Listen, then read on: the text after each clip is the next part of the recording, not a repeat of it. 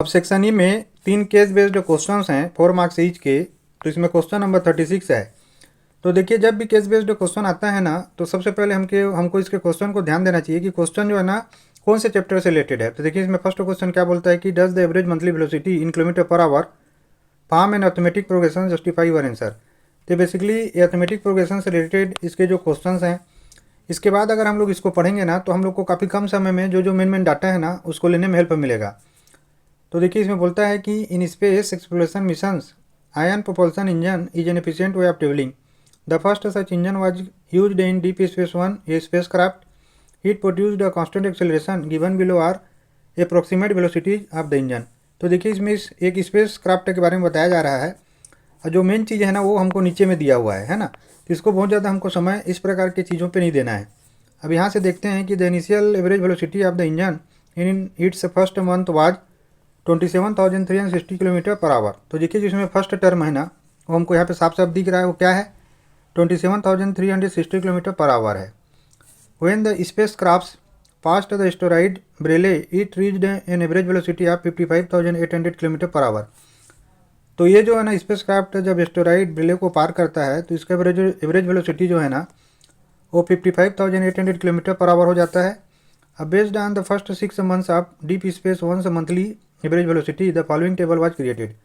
तो देखिए, 6 महीने तक ये जो डीप स्पेस वन एयरक्राफ्ट है उसके मंथली एवरेज वेलोसिटी को एक टेबल में यहाँ पे बनाया गया है, जो कि यहाँ पे नीचे में मेंशन है और ग्राफ के फॉर्म में भी मेंशन है। तो देखिए, यहाँ पे क्या दिया हुआ है कि average monthly velocity in kilometre per our, और यहाँ पे फर्स्ट मंथ से 6 मंथ तक का दिया हुआ है। और यहाँ पे जो वेलोसिटीज है ना वो 25,000 से लेके 50,000 किलोमीटर पर आवर तक है। तो यहाँ पे देखिए उसी को टेबल के फॉर्म में दिया हुआ है। अब इसमें देखते हैं कि फर्स्ट क्वेश्चन क्या बोलता है कि does the average monthly velocity in kilometre per our form and arithmetic progression justify your answer. तो देखिए, यहाँ पे जो एवरेज वेलोसिटी दिया हुआ है, ये सारे जो डाटाज दिए हुए हैं ना, क्या वो एपी फॉर्म करते हैं। तो देखिए, एपी फॉर्म करने के लिए क्या जरूरी है कि जो कंजुगेटिव टर्म्स है ना, मतलब second terms minus first term है और third term minus second term है, वो जो है ना इक्वल होना चाहिए। माने जो कंजुगेटिव टर्म है उनका जो डिफरेंस है ना, कॉमन डिफरेंस, वो इक्वल होना चाहिए। अगर इक्वल है तो ये एपी को फॉर्म करेगा।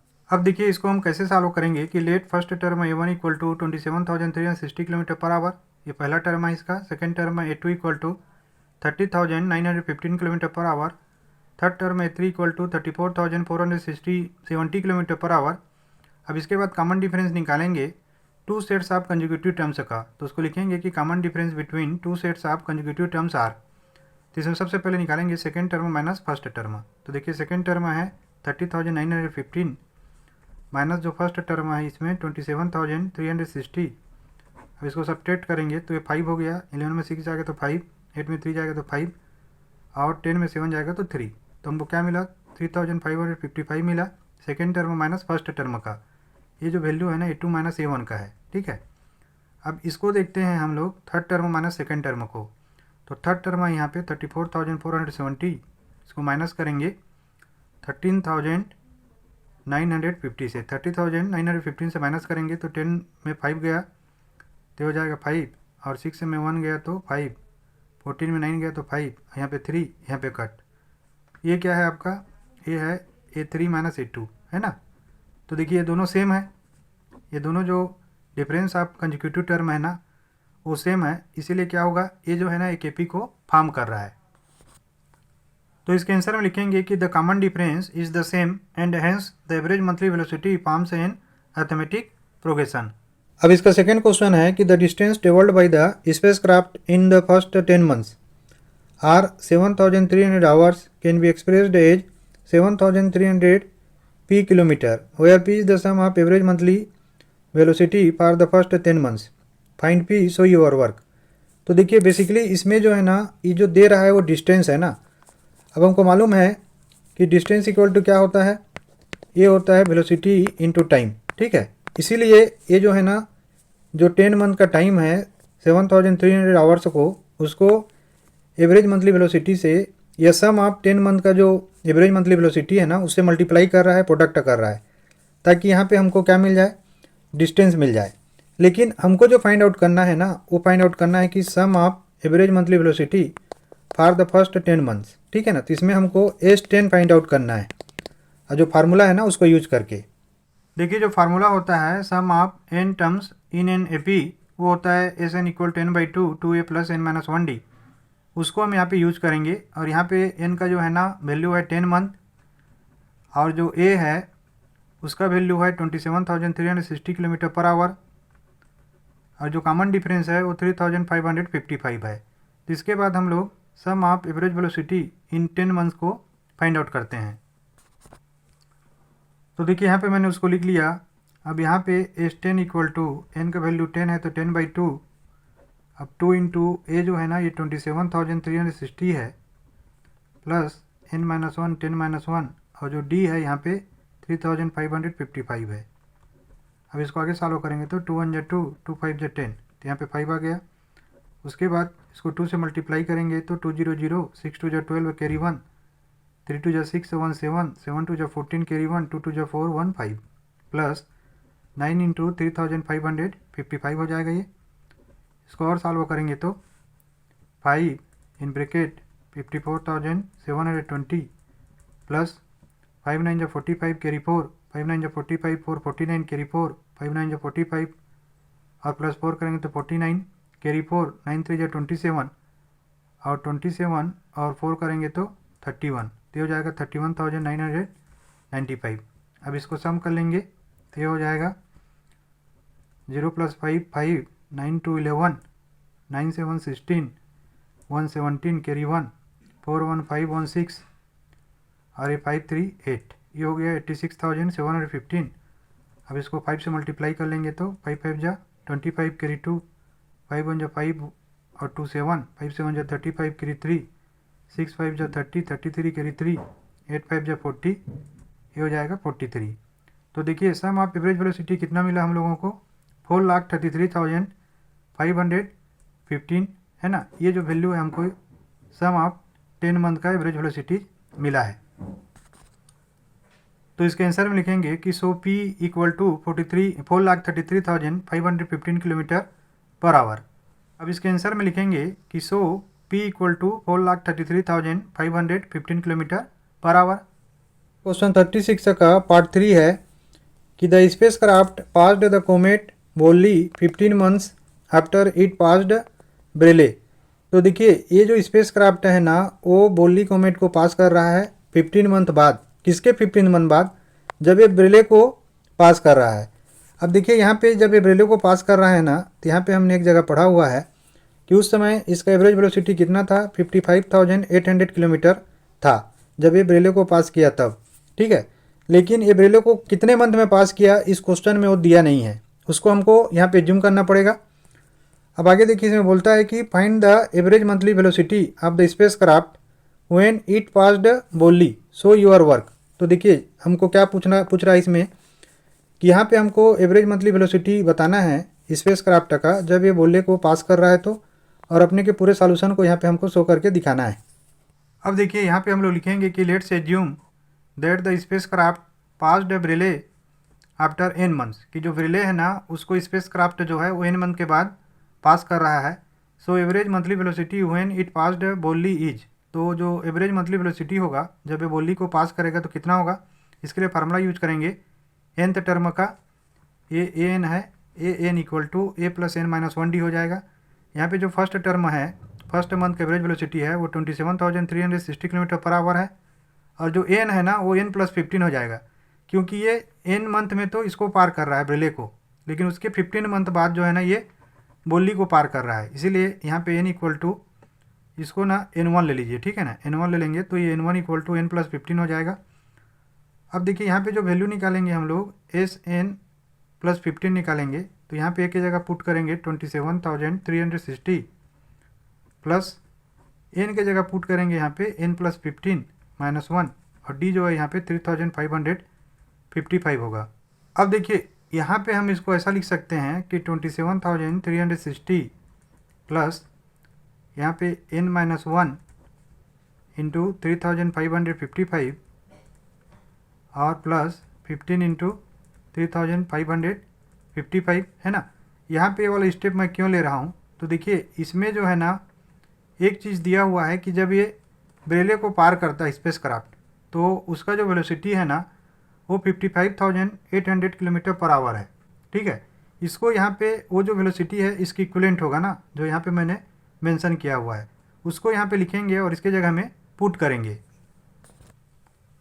तो यहाँ पे लिखेंगे कि it is given that the velocity of space craft after n months when it passed Rayleigh is n equal to 27,360 plus n minus 1 into 3,555 equal to 55,800 kilometre per hour. तो देखिए इस जगह पे इसको हम लोग पुट करेंगे तो हो जाएगा 55,800 प्लस इसको मल्टीप्लाई करेंगे इन दोनों को, तो 15 5 जा 75 कैरी 7, 15 5 जा 75 और 7 82 कैरी 8, 15 5 जा 75 और 8 83 हो जाएगा कैरी 8, और 15 3 जा 45 और 8 जो है ना ये हो जाएगा 53। अब इसको 8 करेंगे तो ये 5 हो गया, 2 हो गया, 8 3 11 कैरी 1, 5 3 8 1 9 और ये हो जाएगा 5 5 जा 10। तो यहाँ पे देखिए जो स्पीड है इसका ये हो जाएगा 1,09,125 किलोमीटर पर आवर, है ना। और यही जो है ना वो वेलोसिटी होगा जब ये बोली से पास होगा तब, ये हो जाएगा इसका आंसर। अब इसका आर है कि after how many months did the space craft pass Braille so your work. तो कितने महीने बाद जो स्पेस क्राफ्ट है ना वो ब्रेले को पास करेगा और उसको यहाँ पे सॉल्व करके हमको बताना है। अब यहाँ पे एज्यूम करेंगे, let's assume the spacecraft passed Braille after n months. यहाँ पे एज्यूम कर रहे हैं कि स्पेस क्राफ्ट जो है ना ब्रेले को n मंथ्स के बाद पास कर रहा है। सो यहाँ पे nth टर्म वाला फार्मूला यूज करेंगे, an equal to a plus n minus 1d।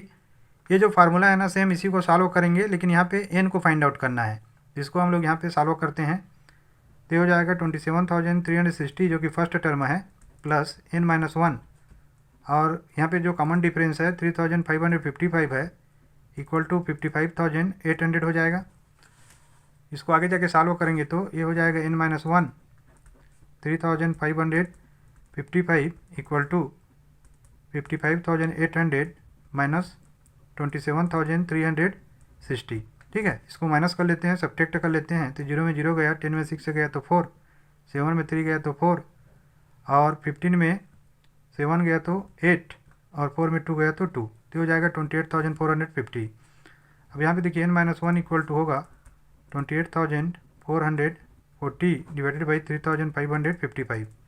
तो 5 से काटेंगे, 5 7 जा 35, 5 1 जा 5 1 जा, यहाँ पे देखिए 5 5 जा 25 और यहाँ पे कैरी 3 हुआ, 5 6 जा 30, यहाँ पे कैरी जो है ना 4 हुआ, 5 8 जा 40 और 5 8 जा 40। इसके बाद इसको 3 से काटेंगे तो 3 2 जा 6, 3 3 जा 9 और 3 7 जा 21, फिर यहाँ पे 3 1 जा 3 और 3 8 जा 24, 3 9 जा 27 और 3 6 जा 18। ठीक है, फिर ये 3 से कटेगा, 3 7 जा 21 और 3 9 जा 27, यहाँ पे 3 6 जा 18, 3 3 जा 9, 3 2 जा 6। इसके बाद जो है ना ये फिर 79 के टेबल में आ जाएगा, तो 79 1 जा 79 और 79 8 जो होता है 632।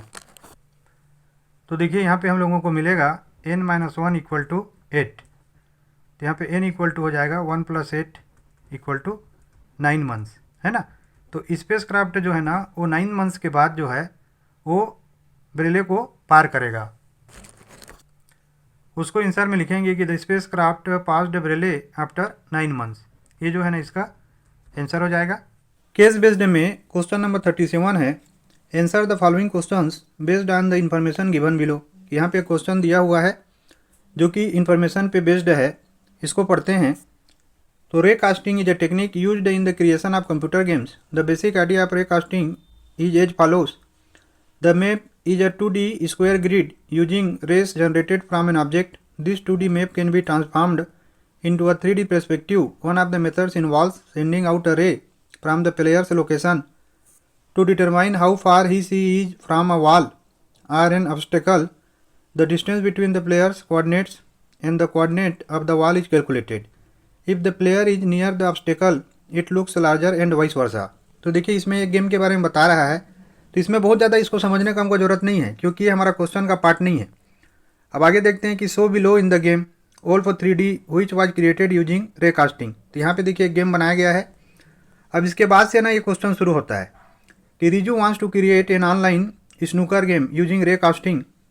The game in the creation stage on a coordinate map is shown below. तो देखिए जो क्रिएशन स्टेज है गेम का एक कोऑर्डिनेट मैप में वो यहाँ पे हमको दिखाया गया है। तो सीधी सी बात है, ये किस चैप्टर का क्वेश्चन है? ये है कोऑर्डिनेट ज्योमेट्री का, ठीक है ना। इसमें जो कोऑर्डिनेट्स हैं ना वो दिए हुए हैं। अब इसमें आगे क्या बोलता है, द स्नूकर टेबल है 6 pockets P1, P2, P3, P4, P5 and P6 and he has shown 3 balls, white जो कि W में है, रेड R है and green capital G on the table. तो देखिए इसमें स्नूकर टेबल है जिसमें कि 6 पॉकेट हैं, P1 है, P2 है, P3 है, P4 है, P5 है, P6 है और यहाँ पे 3 बाल हैं। तो ये जो वाइट बाल है ना वो यहाँ पे है, रेड बाल यहाँ पे है और ग्रीन बाल जो है ना यहाँ पे है। ये बेसिकली अलग अलग पॉइंट्स हैं। The objective of the game is to use the white ball to hit the coloured balls into the pockets using a cue stick. तो देखिए इस गेम का ऑब्जेक्टिव क्या है कि ये जो वाइट बॉल है ना वो एक कू स्टिक के द्वारा हिट करे किसको, ये जो कलर्ड बॉल हैं रेड और ग्रीन को।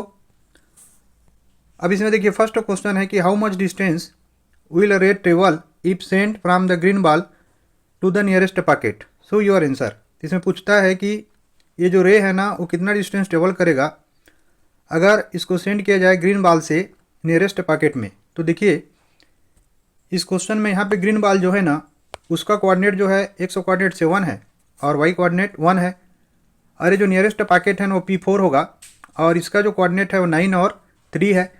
तो इनके बीच का जो डिस्टेंस है ना उसको निकालेंगे, वही डिस्टेंस जो है इस क्वेश्चन में हमको पूछ रहा है। यहाँ पे देखिए जो कोऑर्डिनेट है ना जी का वो 7 है x और y जो है 1 है और P4 का x जो है 9 है और y जो है ना 3 है। तो यहाँ पे हमको डिस्टेंस फार्मूला से P4 के बीच का डिस्टेंस को निकालना है। तो देखिए इसको मैंने यहाँ पे लिख लिया है कि coordinates of G equal to 7 1 and P4 equal to जैसे हमने समझा 9 3, then by using distance formula equal to root over s2 minus s1 whole square plus y2 minus y1 whole square.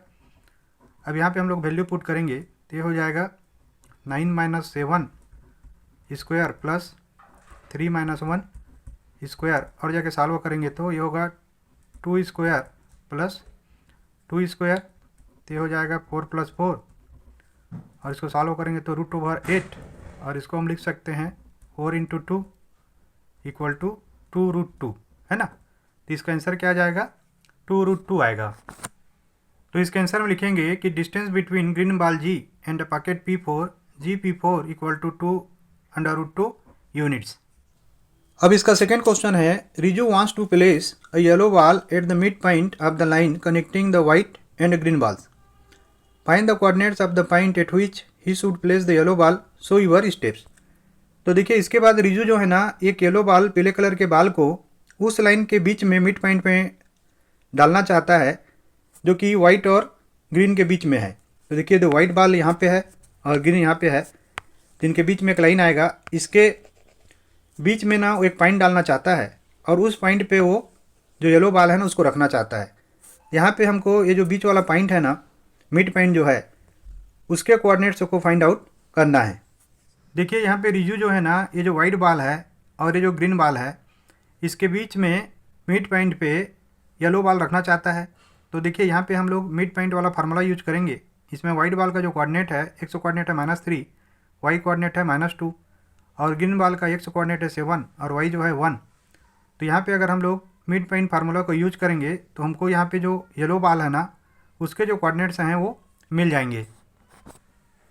तो देखिए उसको मैंने लिख लिया है कि let the coordinates of yellow ball is x y. मान लेते हैं कि एक्स वाई जो है ना येलो बॉल का कोऑर्डिनेट है and here W equal to x1 y1 equal to -3 -2 हम समझ चुके हैं and G equal to x2 y2 equal to 7 1।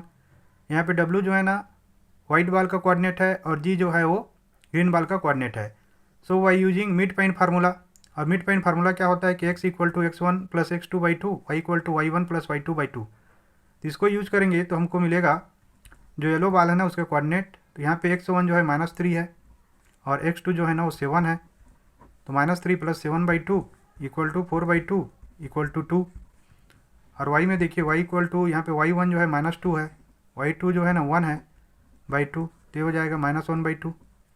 यहाँ पे हमको जो येलो बॉल है उसके जो कोऑर्डिनेट हैं एक्स वाई वो मिल चुके हैं, ये होंगे 2 -1 बाई 2। ये क्या होगा, इसका आंसर होगा। अब इसमें क्वेश्चन थर्ड है, Riju is running a trial on his game, he stuck the white ball in a way that it rebound off the rail line connecting P4 and P6 and went into the pocket 2। तो देखिए रिजू जो है ना, अब वो trial कर रहा है अपने गेम को, तो जो है ना वाइट बॉल को स्टक करता है, जिसके बाद ये जो है रिबाउंड होता है कहाँ से, रेल से। कौन से रेल से, जो कि लाइन P4 और P6 को कनेक्ट कर रहा है। तो देखिए यहाँ पे जो लाइन है ना, ये जो P4 और P6 को कनेक्ट करने वाला लाइन है, इससे ये जो वाइट बॉल है ना, ये टकराता है, और टकराने के बाद ये जो है ना रिबाउंड हो रहा है, ऐसा करके इसमें बोल रहा है। और रिबाउंड होने के बाद ये जो है ना पॉकेट जो है P2, ये पॉकेट P2 है, यहाँ पे जाके ये डूब जाता है या इसके अंदर में चला जाता है। अब इसमें क्वेश्चन बोल रहा है कि after the rebound the ball cross the x axis at point x 2/70 on the way to the pocket. देखिए बॉल जो है ना रिबाउंड होने के बाद एक्स एक्सिस को काट रहा है, वो जो पॉइंट है वो 2/7 और 0 है, ठीक है। इस पॉइंट पे एक्स एक्सिस को काटते हुए वो वापस P2 पे आके गिर रहा है। तो यहाँ पे अगला बोलता है, देखिए कि the ratio of the distance between the rail and the point x and the distance between point x and the pocket was 3:4। तो देखिए जो रेशियो है डिस्टेंस का, कहाँ से, रेल और पॉइंट x के बीच में, और जो डिस्टेंस है पॉइंट x का पॉकेट के बीच में, वो जो रेशियो है ना वो 3:4 है। मतलब कुल मिला के ऐसा समझिए इस प्रकार का है। तो इस पॉइंट में ये 3 हो गया और ये जो है ना आपका 4 हो गया, ठीक है। तो ये 3:4 आ गया है बीच का डिस्टेंस। मतलब यहाँ पे क्या दिया है, M1 रेशियो M2 दिया हुआ है, ये है 3:4। अब इसके आगे बोलता है क्वेश्चन में कि find the coordinates of the point at which the ball stuck the rail, so your steps. तो देखिए जहाँ पे बॉल जो है ना रेल को स्टक कर रहा है, रेल को स्टक कर रहा है मतलब इधर जो रेल है ना, इस पे जो बॉल स्टक कर रहा है ना, उसके पॉइंट के कोऑर्डिनेट्स को हमको फाइंड आउट करना है। अब यहाँ पे देखिए ये जो वाइट बॉल है ना, वो ये जो P4 P6 का रेल है ना, यहाँ पे कहीं टकराता है, और टकराने के बाद जो है ये वापस आता है, और यहाँ पे P2 पे जो है ना ये डूब जाता है या गिर जाता है, ठीक है। तो यहाँ पे x को जहाँ पे काटता है ना, वो हमको दिया हुआ है, तो उसको डालेंगे। और ए वाले पॉइंट में इसमें देखिए y जो कोऑर्डिनेट हमको मालूम है, लेकिन x कोऑर्डिनेट मालूम नहीं है, तो उसको हम लोग एज्यूम करेंगे। फिर यहाँ का जो दिया है ना, माने ए पॉइंट और ए पॉइंट को ये 3 बोल रहा है, और इस पॉइंट को ये 4 बोल रहा है, माने M1 M2 यहाँ पे दिया हुआ है 3:4। तो सेक्शनिंग फार्मूला को यूज करके बड़े ईजी वे में यहाँ पे हम जो x का कोऑर्डिनेट है ना उसको फाइंड आउट करेंगे। अब देखिए इसको मैंने यहाँ पे लिखा है कि let the coordinates of the white ball stuck the rail is C3। तो देखिए जहाँ पे ये जो वाइट बॉल ना रेल को स्टक कर रहा है वो x1 y1 होगा, वो C3 है। And coordinates of P2 other in point, जो दूसरा इन पॉइंट है जहाँ पे डूब रहा है या गिर रहा है, वो x2 y2 होगा, वो 2-4 है। और यहाँ पे जो सेक्शनिंग हो रहा है ना M/M2, ये 3:4 दिया हुआ है। और मान लीजिए जहाँ पे ये x एक्सिस को पार कर रहा है वो XY है, जो कि यहाँ पे दिया हुआ है 2/7 और 0 है। इसको मैंने इस लाइन से दिखाया हुआ है, बिल्कुल इसी प्रकार लाइन उसमें बन रहा है। तब ये लोग यूज करेंगे यहाँ पे सेक्शन फार्मूला को। तो सेक्शन फार्मूला होता है x = M1x2 + M2x1 divided by M1 + M2, y = M1y2 + M2y1 divided by M1 + M2। अब यहाँ पे x से क्या है, देखिए 2/7 है, इक्वल टू ये हो जाएगा, यहाँ पे M1 जो है ना वो 3 है, और x2 जो है ना वो 2 है, प्लस यहाँ पे M2 जो है वो 4 है, और x1 जो है ना वो c है, डिवाइडेड बाई M1 + M2, 3 + 4 हो जाएगा। बस इसको सॉल्व करेंगे तो हमको c का वैल्यू मिल जाएगा। इसको सॉल्व करते हैं तो 2/7 = 3 × 6 4c डिवाइडेड बाई 7, हार करके इसको इधर ट्रांसफ़र करूँगा तो 2/7, ये डिवाइड है तो उधर मल्टीप्लाई हो जाएगा, इंटू 7 = 6 + 4c, 7 × 1 = 7, 7 × 1 = 7, तो हो जाएगा 6 + 4c = 2, और 4c = 2 - 6 = -4, c = -4/4 = -1, ठीक है। तो यहाँ पे देखिए जो c का वैल्यू है, यह बॉल जहाँ पे रेल पे टकरा रहा है उसमें जो x कोऑर्डिनेट है वो कितना है, ये -1 है। तो इसके आंसर में लिखेंगे कि the point at which the ball stuck the rail is -1 3, है ना। ये क्या है, इसका आंसर है। अब इसमें क्वेश्चन थर्ड का आर है, Riju wants to hit a blue ball placed at -1 -3 into pocket P5 along a straight path. Would the red ball lie on the straight path between the blue ball and the P5? Justify your answer. तो देखिए रिजू जो है ना एक blue ball को रखना चाहता है, कहाँ पे रखना चाहता है, ये जो -1 और -3 वाला पॉइंट है, मतलब ये यहाँ पे रखना चाहता है -1 -3 वाले पॉइंट पे, और रखने के बाद उसको हीट करना चाहता है, और हीट करने के बाद उसको पॉकेट P5 में, ये जो पॉकेट P5 है उसमें उसको वो डुबाना चाहता है, मतलब यहाँ पे रखे बॉल को हिट करके वो ये जो P5 है ना इसमें डुबाना चाहता है। तो इसमें क्वेश्चन बोल रहा है कि ये जो रेड बॉल है क्या ये ब्लू बॉल और P5 के स्ट्रेट लाइन में बीच में आएगा, ये जो रेड बॉल है ना, ये जो रेड बॉल है वो क्या इसके बीच में आएगा, ऐसे क्वेश्चन में पूछ रहा है। अब यहाँ पे देखिए ये जो ब्लू बॉल है ना वो यहाँ पे होगा, ठीक है, इसको मैं B करके दिखा रहा हूँ, ये -1 -3 है।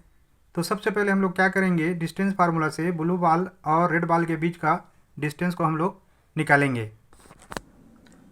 तो देखिए उसको मैंने यहाँ पे लिख लिया है कि the distance between the blue ball जिसका कोऑर्डिनेट -1 -3 है एंड रेड बॉल R11 है इक्वल टू BR। इसमें डिस्टेंस फार्मूला का यूज करेंगे तो हमको मिलेगा -1 का स्क्वायर प्लस -1 + 3 का स्क्वायर, और सॉल्व करेंगे तो ये -2 का स्क्वायर प्लस 4 का स्क्वायर, ये हो जाएगा 4 + 16 इक्वल टू √20, और इसको हम लोग लिख सकते हैं 4 × 5, तो √4 का 2 बाहर निकल जाएगा, तो 2√5 यूनिट्स जो है ना इसका डिस्टेंस हमको मिलेगा किसका, BR का।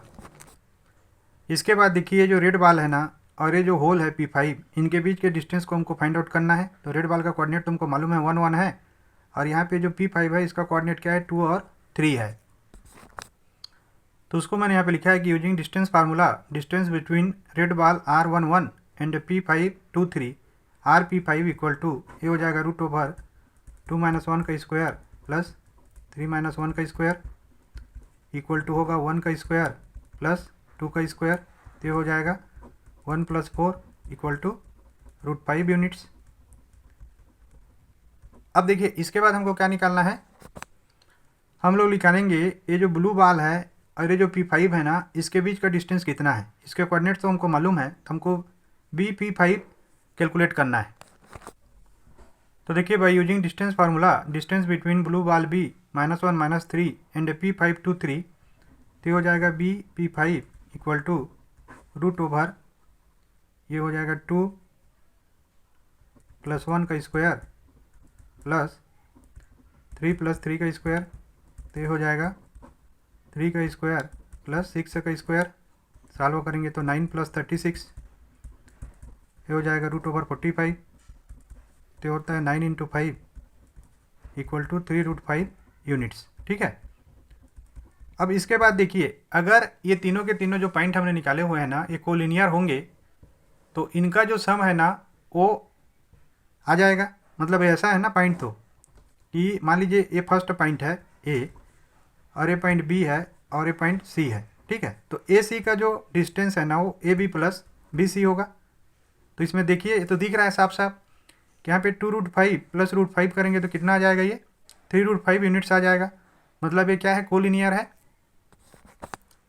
देखिए उसी को मैंने यहाँ पे लिखा है कि BR, तो यहाँ पे जो BR है ना वो 2√5 है प्लस RP5 जो है वो √5 है इक्वल टू 3√5 हो रहा है।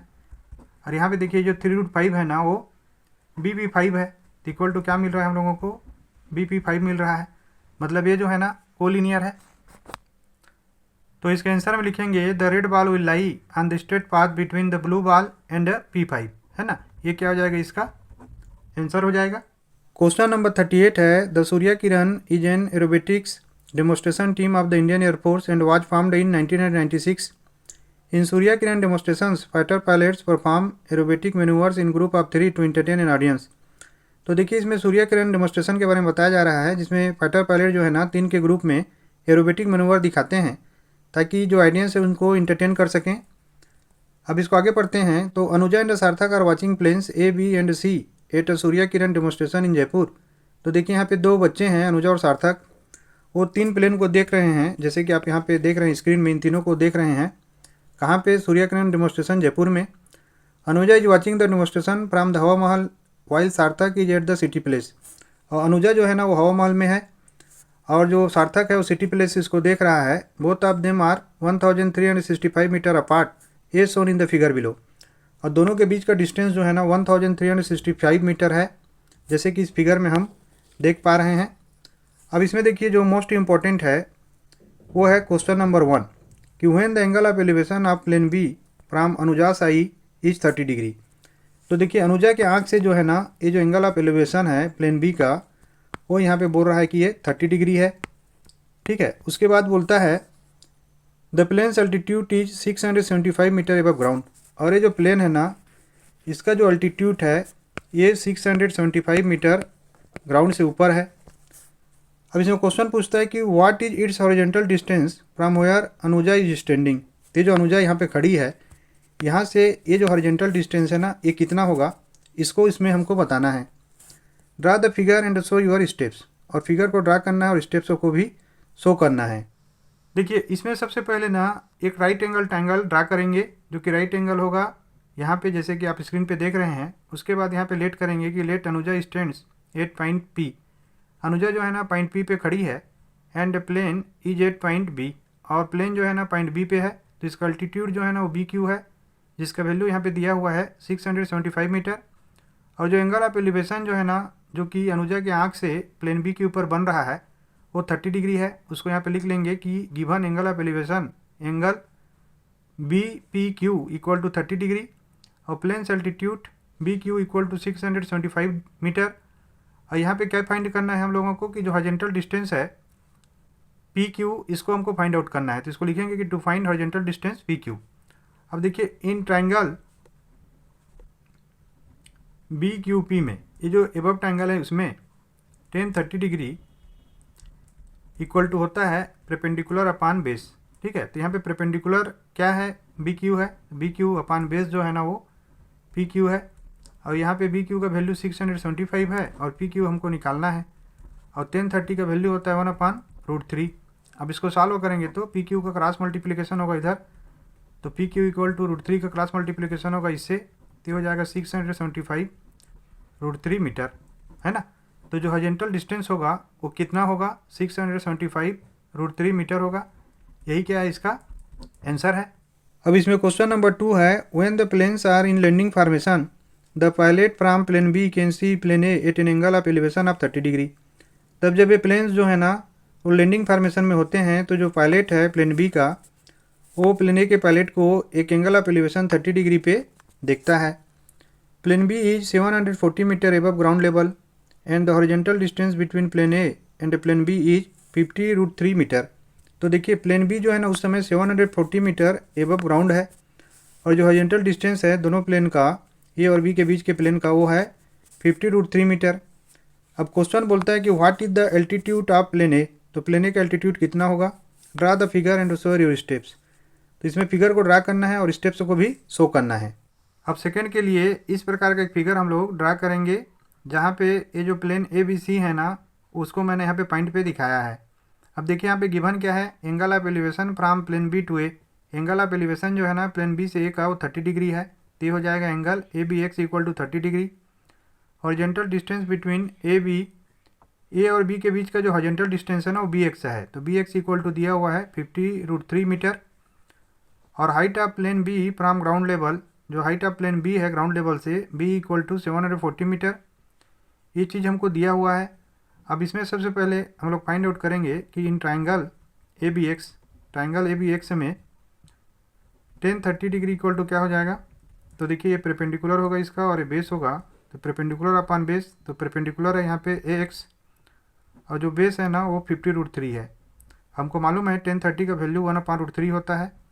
अभी 50√3 का इधर क्रॉस मल्टीप्लिकेशन होगा, तो यहाँ पे ए एक्स इक्वल टू होगा 50√3 डिवाइडेड बाई √3, तो कैंसिल आउट हो गया, इक्वल टू हो जाएगा 50 मीटर। अब देखिए इस क्वेश्चन में हमको क्या पूछ रहा है कि जो प्लेन ए है ना उसका ग्राउंड लेवल से हाइट कितना होगा, मतलब यहाँ पे हमको ये ए डी पूछ रहा है। तो इसको यहाँ पे हम लोग लिखेंगे the altitude of plane A from ground equal to A X plus X D. ये जो ए एक्स है ना ये वाला और ये जो एक्स डी है इन दोनों का सम हो जाएगा। तो ए एक्स हमने फाइंड आउट किया है 50 और एक्स डी है 740, तो ये हो जाएगा 790 मीटर, है ना। तो देखिए प्लेन ए का ग्राउंड लेवल से जो हाइट है ये एल्टीट्यूड है वो कितना हो जाएगा, 790 मीटर हो जाएगा। यही क्या होगा, सेकेंड का आंसर होगा। अब इसमें क्वेश्चन नंबर 3 है, the angle of elevation of plane C from Sarthak I is 60 degree. तो देखिए जो एंगल ऑफ एलिवेशन है प्लेन सी के लिए सार्थक के आंख से वो 60 डिग्री का है। While its angle of elevation from Anuja's eye is 45 degree. लेकिन अनुजा के आंख से उसका एंगल ऑफ एलिवेशन जो है ना प्लेन सी का वो 45 डिग्री है। What is the plane horizontal distance from Sarthak. तो सार्थक से प्लेन हॉरिजॉन्टल डिस्टेंस कितना होगा। Draw the rough figure and to show your steps. तो इसके लिए भी हमको एक रफ फिगर ड्रा करना है और स्टेप्स को शो करना है। अब देखिए थर्ड के लिए हमको ये वाला जो फिगर है ना वो ड्रा करना है और इसको मैंने कैसे ड्रा किया है मैं समझा रहा हूँ एक एक करके। तो देखिए यहाँ पे सबसे पहले गिवन में लिखेंगे कि एंगल ऑफ एलिवेशन फ्रॉम सार्थक साई। तो जो सार्थक है ना जो कि पॉइंट ओ पे है वहाँ से प्लेन सी का एंगल ऑफ एलिवेशन जो है वो कितना होगा, एंगल सी ओ पी होगा अगर बड़ा ट्रायंगल लें तो, और छोटे ट्रायंगल में एंगल सी ओ एम होगा इक्वल टू 60 डिग्री है। Similarly angle of elevation from Anuja Sai, Anuja जो है ना पॉइंट पी पे है, यहाँ से प्लेन सी का एंगल ऑफ एलिवेशन जो है वो एंगल सी पी एम होगा जो कि एंगल सी पी ओ की इक्वल है, इक्वल टू 45 डिग्री है। यहाँ पे देखिए जो पी ओ है वो अनुजा और सार्थक के बीच का डिस्टेंस है जो कि दिया हुआ है 1365 मीटर। और यहाँ पे क्वेश्चन में हमको पूछ रहा है कि जो प्लेन सी है ना उसका हॉरिजॉन्टल डिस्टेंस जो है वो सार्थक से कितना होगा। इसको यहाँ पे हमको फाइंड आउट करना है, to find horizontal distance of plane C from Sarthak, जो कि यहाँ पे है एम ओ। ठीक है, अब इसके लिए सबसे पहले हम लोग यहाँ पे लेंगे कि in triangle C M P, है ना, ये जो ट्रायंगल सी एम पी है या इसको पी एम सी भी बोल सकते हैं, तो यहाँ पे 1045 डिग्री 1045 इक्वल टू होगा इस ट्रायंगल में। देखिए परपेंडिकुलर होगा इसका और बेस होगा, क्योंकि एंगल का सामने का साइड जो है ना परपेंडिकुलर होता है, तो ये होगा एम सी डिवाइडेड बाई आपका हो जाएगा ये एम पी, है ना, परपेंडिकुलर अपॉन बेस। अब हमको मालूम है 1045 का वैल्यू 1 होता है, तो यहाँ पे M C divided by M P होगा। अब इसको क्रॉस मल्टीप्लाई करेंगे तो यहाँ पे M P equal to M C मिला, इसको इक्वेशन हम लोग 1 दे देंगे। ठीक है, अब सिमिलरली हम लोग ट्रायंगल ये जो सी एम ओ है इस ट्रायंगल में हम लोग फाइंड आउट करेंगे एम ओ के वैल्यू को। तो देखिए मैं इसको यूज कर रहा हूँ, तो इन ट्रायंगल सी एम ओ, ठीक है, ट्रायंगल सी एम ओ में 1060 डिग्री, ये जो 1060 डिग्री है तो इसके लिए परपेंडिकुलर होगा एम सी और डिवाइडेड बाई यहाँ पे हो जाएगा एम ओ। ठीक है, अब हमको इक्वेशन 1 से मालूम है कि एम सी जो है ना वो एम पी के बराबर है, तो इसको यहाँ पे पुट कर लेंगे। तो देखिए यहाँ पे लिख सकते हैं M P upon M O, और इसको लिखेंगे कि फ्रॉम इक्वेशन 1, है ना, ये कहाँ से हम यूज कर रहे हैं, इसको इक्वेशन 1 से यूज कर रहे हैं। ठीक है, फ्रॉम इक्वेशन 1 हो गया। अब 1060 का वैल्यू होता है √3, तो √3 इक्वल टू हो जाएगा ये M P upon M O, और हमको चाहिए क्या, एम ओ चाहिए। तो जो एम पी है ना उसको एम ओ के टर्म से हम लोग लिख सकते हैं कैसे, कि देखिए 1365 ये जो कि टोटल लेंथ है ये पी ओ का, तो पी ओ इक्वल टू क्या है, ये है M P plus M O, है ना। अब यहाँ से देखिए अगर मैं एम पी के वैल्यू को लिखूँ तो ये हो जाएगा 1365 जो कि पी ओ का डिस्टेंस है, माइनस कर दूंगा मैं किसको, आपके एम ओ को, तो मेरे को एम पी जो है ना एम ओ के टर्म से में मिल जाएगा, तो उसको यहाँ पे हम लोग पुट करेंगे। तो देखिए यहाँ पे क्या हो जाएगा 1365 माइनस एम ओ और डिवाइडेड बाई एम ओ। ठीक है, अब इसको सॉल्व करेंगे तो क्रॉस मल्टीप्लाई हो जाएगा, तो √3 M O equal to 1365 minus M O. अब इसको इधर मैं ट्रांसफ़र करूँगा तो ये जो माइनस है इधर प्लस हो जाएगा, तो ये हो जाएगा √3 M O plus M O equal to 1365। अब यहाँ से देखिए एम ओ जो है ना कॉमन आ जाएगा, तो यहाँ पे बचेगा √3 + 1 इक्वल टू 1365। अब यहाँ पे एम ओ इक्वल टू होगा 1365 डिवाइडेड बाई √3 + 1। ठीक है, अब इसका आर है during a manoeuvre the pilot from plane A can see Anuja at an angle of depression of 60 degree and Sarthak at an angle of depression of 30 degree. तो देखिए एक manoeuvre के दौरान जो पायलट है प्लेन ए का, वो अनुजा को देख पा रहा है angle of depression of 60 degree से, और सार्थक को देख रहा है angle of depression of 30 degree से। तो इसमें क्वेश्चन है कि what is the altitude of the plane, draw the figure and show your steps. तो जो प्लेन है ना उसका अल्टीट्यूड कितना है, इसमें फिर से हमको फिगर को ड्रा करना है और स्टेप्स को शो करना है। अब इसके थर्ड के आर में देखिए जो यहाँ पे फिगर बनेगा, जो मैंने बनाया है ऐसा ही फिगर बनेगा, क्योंकि यहाँ पे प्लेन ए से एंगल ऑफ डिप्रेशन हमको शो करना है अनुजा और सार्थक के लिए। तो यहाँ पे given angle of depression from plane A to Anuja equal to 60 degree, जैसे कि आप स्क्रीन पे देख पा रहे हैं। उसके बाद angle of depression from plane A to Sarthak, A से सार्थक का एंगल ऑफ डिप्रेशन जो है ना 30 डिग्री है। तो देखिए एंगल ऑफ डिप्रेशन के लिए ये वाला लाइन जो खींचते हैं ना, जो कि पैरेलल होगा ये जो अर्थ का सरफेस है उससे, और ये जो ए पी है ना वो ट्रांसवर्सल होगा दो पैरेलल लाइन के बीच में। तो अल्टरनेट इंटीरियर एंगल इक्वल होता है, तो यहाँ पे 60 डिग्री ना ईस्ट एंगल का ये जो एंगल ए पी डी है उसके इक्वल होगा, और 30 डिग्री जो है ना ये वाला ट्रायंगल जो है ए ओ डी उसका यहाँ पे एंगल होगा एंगल ए ओ डी, ठीक है ना। अब इन दोनों ट्रायंगल के हेल्प से हमको यहाँ पे फाइंड आउट करना है क्या, ए डी जो है मैंने प्लेन ए का जो अल्टीट्यूड है उसको फाइंड आउट करना है, और हमको मालूम है कि सार्थक और अनुजा का बीच का डिस्टेंस जो है ना वो 1365 है। सबसे पहले इसमें हम लोग लेंगे कि इन ट्रायंगल, ये जो ट्रायंगल है ना ए डी पी है ना, ये जो ट्रायंगल ए डी पी है उसमें 1060 डिग्री इक्वल टू होगा ये जो परपेंडिकुलर है डी अपान ये जो बेस है पी डी, ठीक है। अब ए डी अपान पी डी हो गया। अब इसको देखिए 1060 का वैल्यू क्या होता है, इसको आर करके लिख सकते हैं। 1060 का वैल्यू होता है 1 अपान √3 होता है, तो √3 equal to A D upon P D होगा। अब यहाँ से पी डी का वैल्यू हम लोग ले लेंगे, तो P D equal to P D इधर आ गया, तो √3 ए डी का डिनोमीटर हो जाएगा, तो इक्वल टू ए डी अपान ये बन जाएगा √3 मीटर, ठीक है। तो यहाँ पे पी डी का वैल्यू हमको क्या मिला, ए डी अपान √3 मीटर मिला। अब सिमिलरली इसको इक्वेशन 1 दे दीजिए आप। इसके बाद देखिए इन ट्रायंगल, ये जो दूसरा ट्रायंगल है ये है आपका ए डी ओ है ना। इन ट्रायंगल ए डी ओ में जो 1030 डिग्री है, 1030 डिग्री इक्वल टू क्या होगा, यहाँ पे परपेंडिकुलर ए डी ही है, लेकिन इसका जो बेस है ना वो ओ डी है, ठीक है। तो A D upon O D हो गया। अब यहाँ से देखिए इसको आर करके लिखेंगे तो ओ डी इक्वल टू होगा 1030 ए डी अपान 1030 हो जाएगा। 1030 जो है ना डिनोमीटर में आ जाएगा, और ओ डी जो है ना इधर क्रॉस मल्टीप्लाई हो जाएगा। अब देखिए यहाँ पे लिख सकते हैं हम लोग O D equal to A D upon 1030 का वैल्यू होता है 1 अपान √3, तो हो जाएगा √3 ए डी, ठीक है। अब यहाँ पे देखिए ये जो पी ओ है माने डिस्टेंस बिटवीन अनुजा एंड सार्थक है, तो ये जो पी ओ है वो P D plus O D की इक्वल है। उसको यहाँ पे लिखेंगे कि P O equal to P D plus O D. अब यहाँ पे देखिए पी डी जो है ना वो कितना है, पी डी है ए डी अपान √3, और ओ डी जो है ना वो √3 ए डी है, और हमको मालूम है ये जो पी ओ है वो 1365 है। अब यहाँ से देखिए इसको सॉल्व करेंगे हम लोग, तो इसका एलसीएम हो जाएगा √3, तो A D plus √3 into √3 A D equal to 1365। अब इसको आगे जाके और सॉल्व करेंगे तो ये हो जाएगा ए डी प्लस √3 इंटू √3 3 हो जाएगा 3 ए डी इक्वल टू ए √3 का क्रॉस मल्टीप्लिकेशन होगा 1365 √3 से, ठीक है।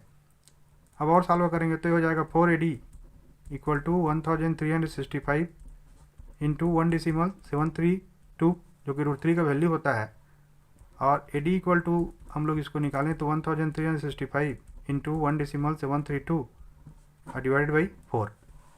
तो इसको सॉल्व करेंगे तो यहाँ पे हमको आंसर मिलेगा 591 मीटर, है ना। तो इसके आंसर में लिखेंगे कि height of plane A from ground equal to 591 metre. ये जो है ना इसका आंसर हो जाएगा।